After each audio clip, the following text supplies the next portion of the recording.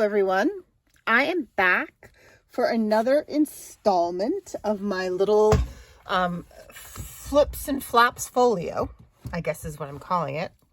Oh, I'm sorry, I just had a sneezing fit. So what I'm doing today is I want to cover, so when I watched Barbara, and one of the things that she said that she regretted not doing was that she said that she wished she had covered her panels in a decorative paper first. So I thought about it. I thought I could use the Tim Holtz cardstock, but the trouble with using the Tim Holtz cardstock is it's super thick, and I want my bulk to come from interactive bits and not necessarily from the base. So I remembered I had this pack, and it's a pack I got ages and ages ago from Joann Fabrics.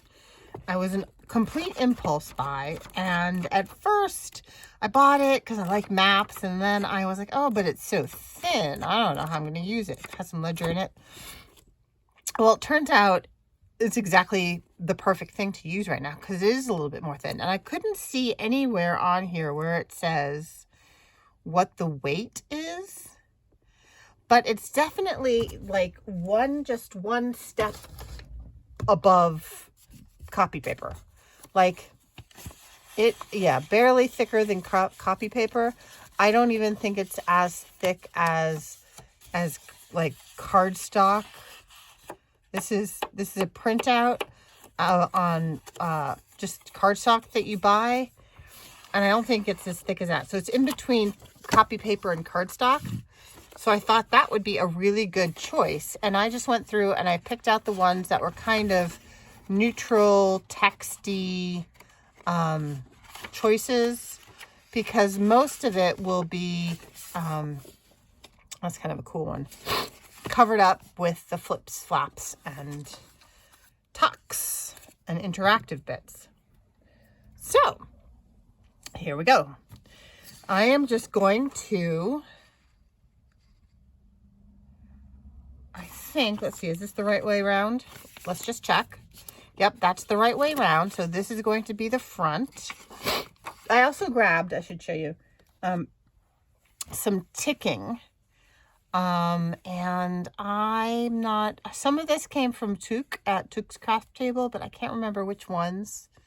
I think I'm missing some as well. But I was thinking I might cover the spine with some ticking fabric. And I need my tear ruler, because I think what I'm going to do is I am just going to tear these to fit pretty much exactly the size of the panel. So I need a pencil.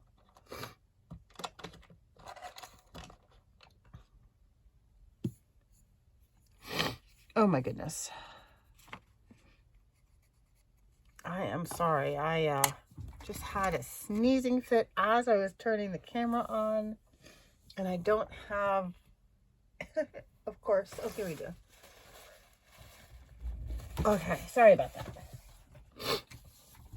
Okay, my wet wipe. Okay, so did I mark this? Yes, I did. Okay, so I can tell that this is going to be hard to see, but I'm going to mark it anyway. And I'm going to tear this. You know what? Let me tear it this way first. Hard to see the marks. Okay. So I'm going to go a little bit past that, I think, because I would like to tear just a smidge off the top so that all the edges are slightly torn.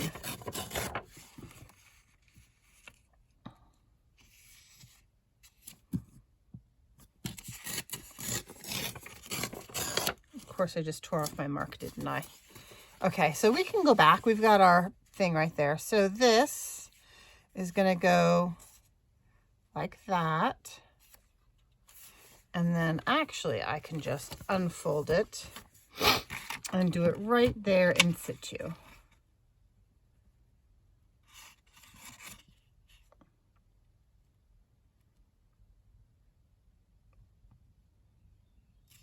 Trying to get it straight. Okay, so there is one.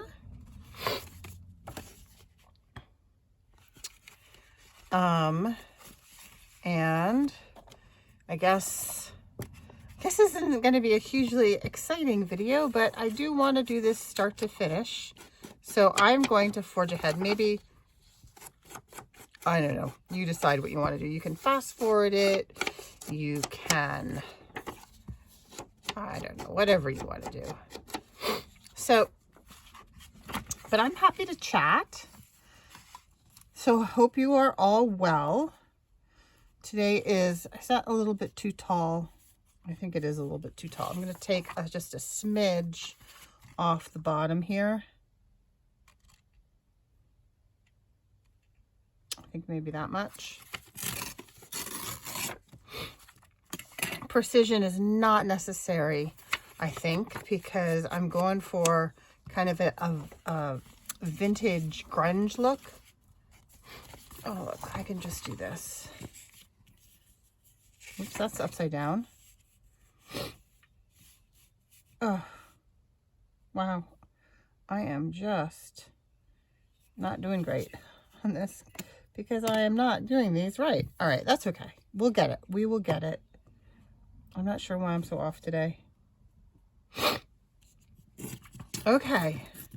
It has been a kind of a frustrating day. This great lesson that I had going, and I spent a ton of time creating an interactive Google slide thing for. It wasn't a flop. I wouldn't go so far as to say it was a flop, but it wasn't as successful as I'd hoped. So one of the things you have to do when you're designing, so I'm teaching completely virtually, which I think I've mentioned. And one of the things you have to do when you're doing that is you kind of have to anticipate all the problems that your students might have in doing it. So what are they going to be confused about? What are they going to misinterpret? You have to kind of gauge ahead of time and troubleshoot in advance in your head, just based on your experience of what are the things that kids generally have trouble with, and what in the past have you encountered in this type of thing. And 9 times out of 10, you might anticipate 80%. And then there's always that little 10% that is, they come up with new and exciting ways to have confusion and problems. And then you have to troubleshoot in real life. And when you're walking around the classroom, it's one thing. It's much easier to troubleshoot when you're walking around the classroom and they're right there in front of you, and you can look at what they're looking at, and you can kind of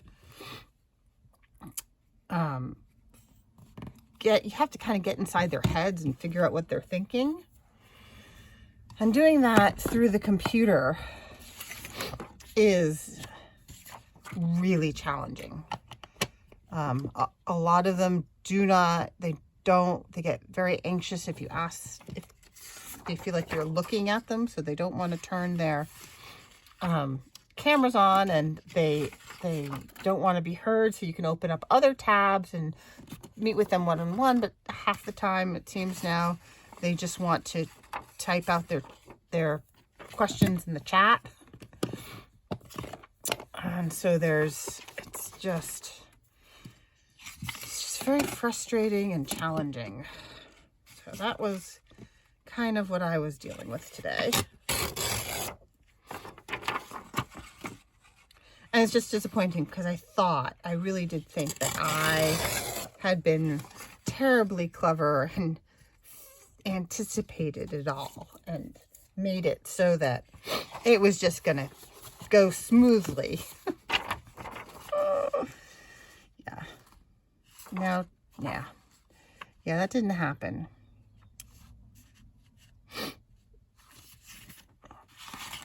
And then the other thing is that, you know, you kind of reach out to everybody through the computer and say, hey guys, this problem has come up, because again, 9 times out of 10, if one person has the problem, somebody else has the same question or the same problem. And so you kind of come back to the group and you say, hey, you never tell them who had the problem, but you say, hey, I just got this question. It was a great question. And just in case somebody else has this question, here's how we're troubleshooting it. Here's what we're doing to clarify. And then inevitably, 5 minutes later, somebody comes and says, hey, I have this problem. I don't understand this. And you can't say, well, where the hell were you? I'm sorry. Pardon me. I apologize. Where the heck were you 5 minutes ago when I just explained this? You can't do that. You may want to do that, but we don't do that. You say, oh, that's a great question. I just figured out with another person that this is probably what you're thinking. And I think that if you do this, this, and this, it will make it clearer. And sometimes that happens multiple times. And you always have to be cheerful, and you always have to be patient, even when you're not feeling it.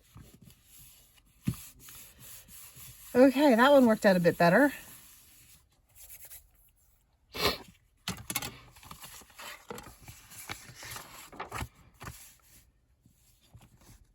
Okay, so this is going to work well. So let me, I think it works well when I edge it first. I really need a bigger desk. So I know I've probably mentioned this before. If you've watched me before, you've probably heard me say that our plan, the family plan, is right now I work in the den. So if this is the room, there's a door here. My son's computer desk is right there, and he built it all himself, including the computer. And there's a couch, and there's shelving for like the family stuff. And then this corner here is where I am. And then there's a bathroom over here, and I have like piles of things along this wall, including the TV is on that wall. We don't actually watch TV much anymore. My son and I will occasionally, if there's a series that we're following, like right now we're watching The Bad Batch. We're Star Wars fans. And if you're a Star Wars fan, I highly recommend watching The Bad Batch, especially if you watched the Clone Wars. It's really satisfying. It's really good. Anyway, we're watching that. But so the plan is, so it's very crowded in here, and this is supposed to be the family room den, and it's supposed to be, you know, accessible for all, but it's really only used by my son and myself because we have each of our own stuff. This is also the room that he has all year been doing his remote days from. So he has another little desk set up in one of the comfy chairs with a TV table and and his Chromebook that he uses for school. So in order to free up this room and to declutter this room, my husband and I both would like to build an outbuilding that's like a studio shed building, which would be extremely exciting and fabulous. But we were going to do it last year, and with all of the circumstances in the world, we didn't feel like that was the time to be spending the money because we didn't know what was going to be happening. This doesn't really have it a right way up. Yeah, so we didn't do it. And then like we got the contractor in, and we had a little bit of sticker shock because the cost of materials had, like plywood and stuff, had really shot through the roof because of supply chain problems during the pandemic. So we kind of went, oh, we don't need it right away, we'll wait. And then this year we were like, oh yeah, we really need to redo the fence because we have 2 big dogs that really need to run around in the yard. But we had a couple trees come down over the winter and take out fencing, like huge tracts of fence. Like there was the neighbor's tree came right down on a whole stretch of fence. And it's not his fault. I'm not upset with him in any way, shape, or form. He's a lovely neighbor. He's an older gentleman, and we're not upset with him at all. The tree, it's the tree that we're upset with. And so that we're kind of like, oh, well, we really need to, deal with that before we build. And, fencing is not cheap because it's got to be 6-foot fencing, 6-foot tall fencing, because the dogs are big. And one's a hound dog. He's older. He's probably not going to try and jump anything. One's a husky. And the husky gets bored and curious, and he sees fences as a puzzle to be challenged and solved. I think that's a husky thing. So we brought him over to a friend's house. They have a bunch of border collies, and all the border collies want you to throw the ball, throw the frisbee, let them run, have some fun, play. And we went over there, and our dog, the husky, you could see him running the perimeter of the fence with his nose in the air, sniffing and looking for weaknesses in the security system. So right now it's kind of a pain because we have like a tether system set up. So you actually have to tie them out and tether them up every time they want to go outside. So we would all really like them to not have to do that. So this year is not going to be the studio year either, which is fine. It's the way things go. A little disappointing. So I have to work on figuring out how to organize this space a little bit better. Oh, were you guys saying, wait, the thumb hole? The thumb hole. How am I going to do this? I'm going to kind of do that. And where is my half circle punch? So my half circle punch has been giving me some problems. I'm going to make it a little bit bigger. It doesn't want to cut nicely. It's a little dull. And I've tried the aluminum foil trick once, where you get a piece of aluminum foil, or some people call it aluminium foil, or some people call it tin foil, and you just chomp away at that, and that's supposed to help. Ooh, that's really not. Oh, well, that's sad. I'm just gonna make this bigger. I'm going to. Oh, you know what? It's because it wasn't straight, I think. But if I just go in and make this bigger, it will be an even.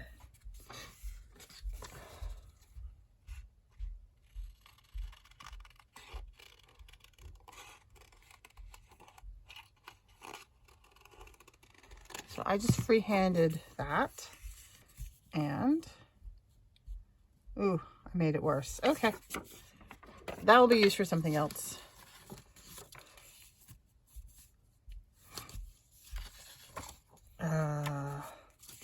Okay, let's moving right along. Here's another scripty one.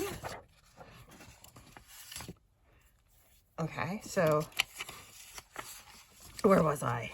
Yeah, so the studio. In any case, when I do get my studio, I'm gonna have a bigger desk. What's the whole point of that long-winded story?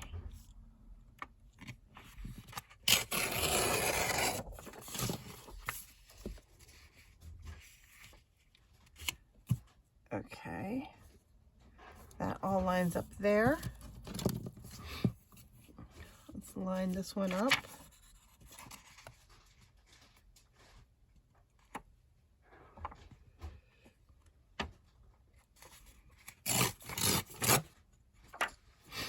So did I mention we're also watching Falcon and the Winter Soldier? Or we didn't watch it together. We watched it separately because he watched it first. And for some reason, I was reluctant to watch it. I was like, oh, I don't know. Like, I haven't watched WandaVision yet either. Okay, this time we're going to be smart. And we're going to trace.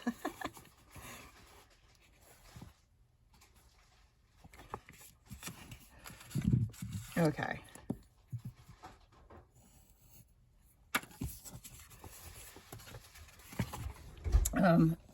But I have to tell you, Falcon and Winter Soldier was so good. Let's see, is that better? Oh, that's much better. Yeah. Like it's so good because if you're a Marvel fan and you've watched all the movies, they bring back characters and it's a continuation from the last movie, and it's just all kinds of little references that we all enjoy so much. And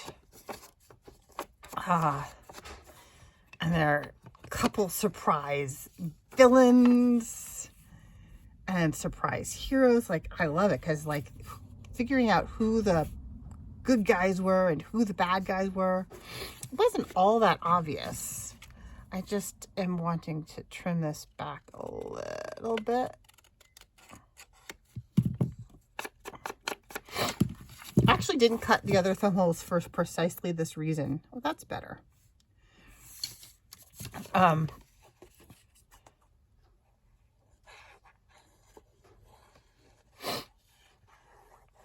Because I was thinking, oh, I'll just trim the other thumb holes once I know better what papers are there and if I actually need them and things like that.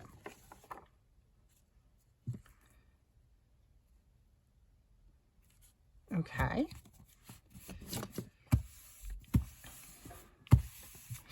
Okay, so what do we have here?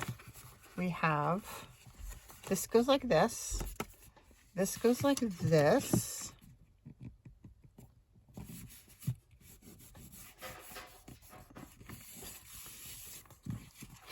That folds down like that. I'm going to have some ticking on the spine.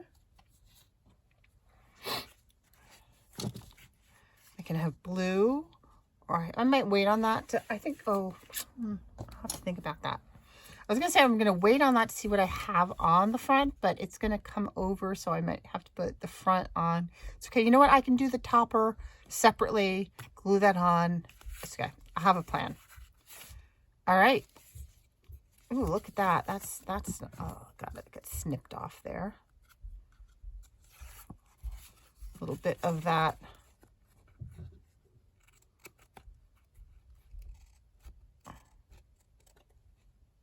Washi tape was kind of in the way there.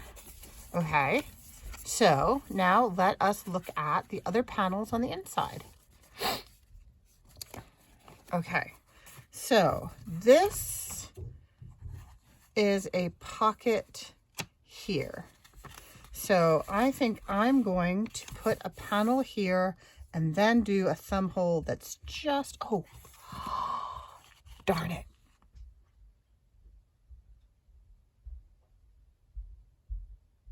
I forgot about a closure. I had been thinking that I was going to put the closure under, I could still do it under the topper and under what goes in there. But I was going to do it under all the layers, but that's okay. Like I don't know if I'm going to use a string or a ribbon. Okay, that's okay. It's going to give me, anyway. So how are we on time? All right, it's 25 minutes. So I'm going to finish doing the panels, and because you see pretty much what I'm doing, and it's not all that exciting. And then next time I will show you what I've done and what the next step is that I'm working on. So thank you so much for stopping by and listening to me ramble. And I would so appreciate it if you would click like and subscribe and leave me a comment. Tell me what you're working on. Let's have a chat.